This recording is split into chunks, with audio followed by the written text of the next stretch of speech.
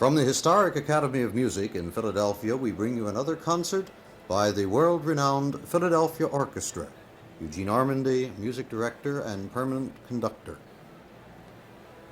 Mr. Ormandy will be on the podium for this week's concert, and our guest soloist will be the distinguished contralto Lili Chookasian, who will be heard in the world premiere of Richard Yardumian's Symphony No. 2, Psalms, for contralto and orchestra. Mr. Ormandy has also programmed the first Philadelphia performances of the Sinfonia da Requiem, Opus 20, by Benjamin Britten, being played in memory of John Fitzgerald Kennedy. The program will conclude with the Symphony No. 4 in E minor, Opus 98, by Johannes Brahms.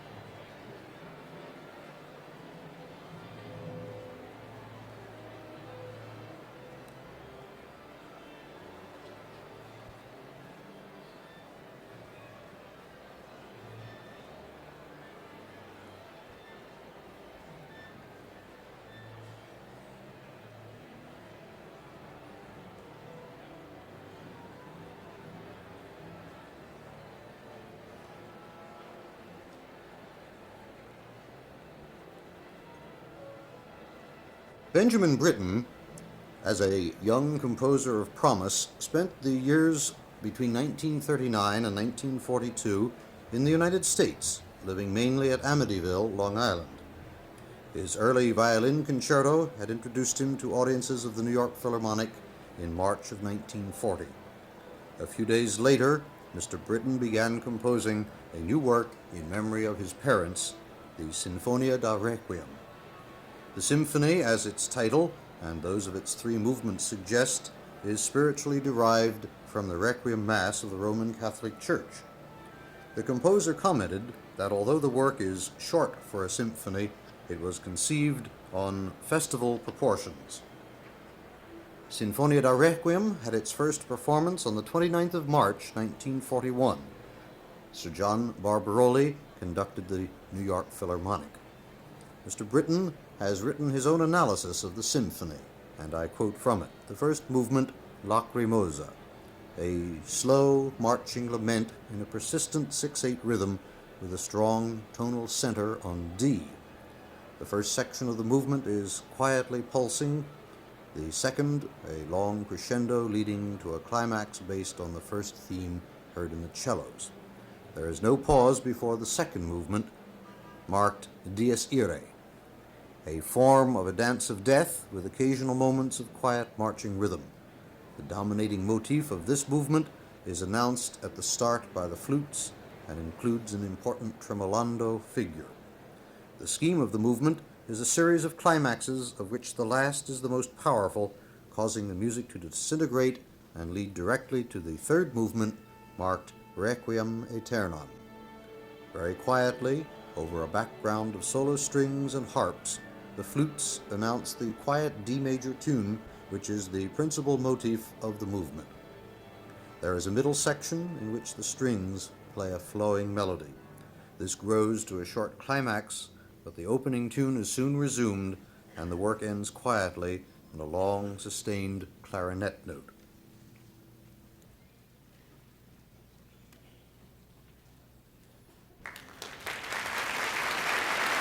Our audience here in the Academy of Music is welcoming the appearance of our conductor, our music director, Eugene Ormandy. And in just a moment, Mr. Ormandy will direct the Philadelphia Orchestra in the first performance in Philadelphia of the Sinfonia da Requiem, Opus 20, by Benjamin Britten.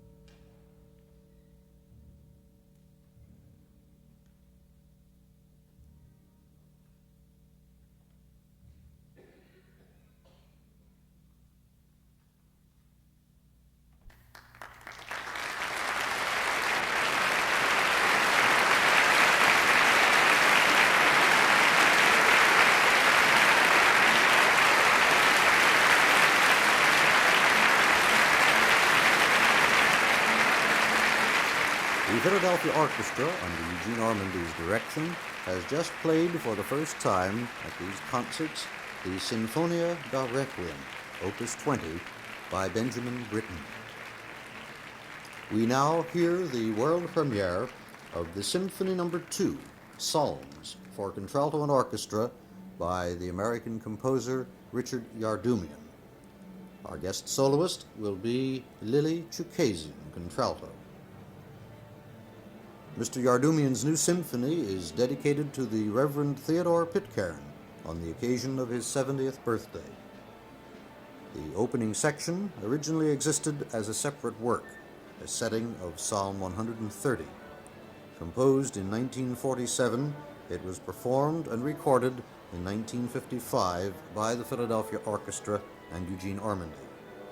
At the time, Mr. Ormandy urged the composer to carry his musical thought farther by writing an additional movement. The result is the work in its present form.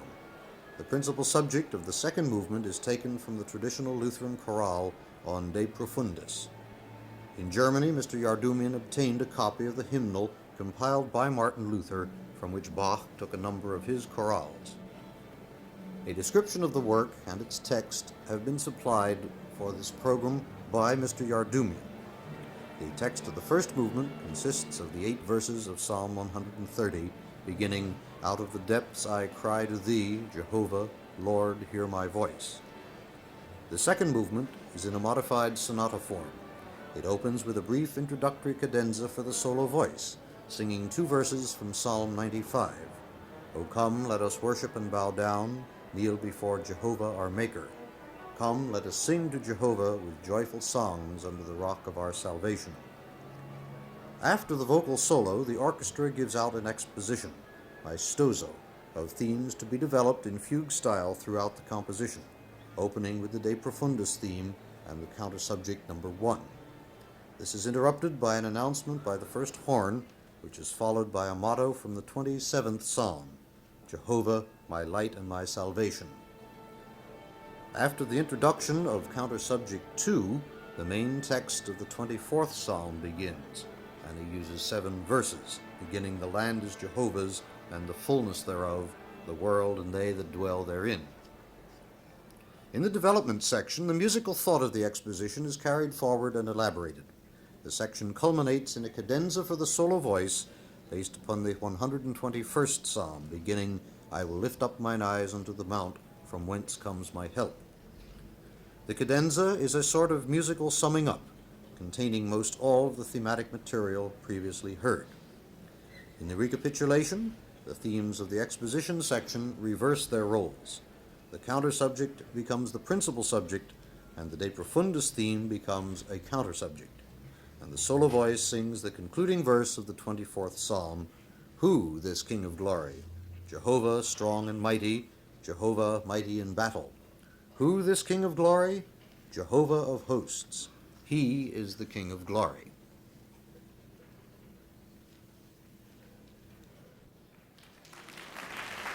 Our guest soloist, the American contralto Lili Chookasian, and our conductor, Mr. Ormandy, are now making their way to the center of the stage here in the Academy of Music, and in just a moment we will hear the world premiere of Richard Yardumian's Second Symphony, Psalms, for contralto and orchestra.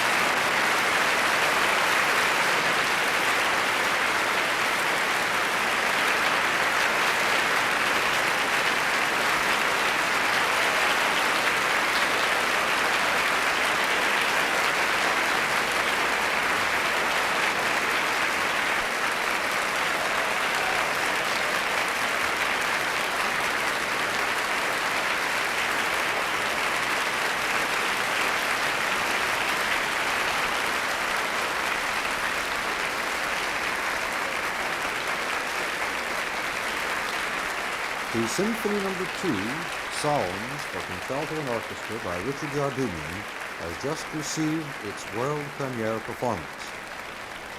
Lili Chookasian was the contralto soloist, and Eugene Ormandy conducted the Philadelphia Orchestra.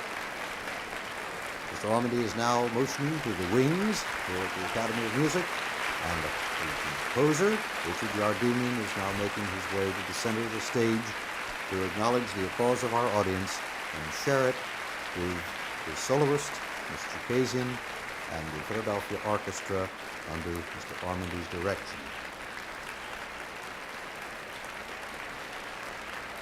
The concluding work on this week's concert by the Philadelphia Orchestra, to be heard in a few moments, will be the Symphony No. 4 in E minor, Opus 98, by Johannes Brahms.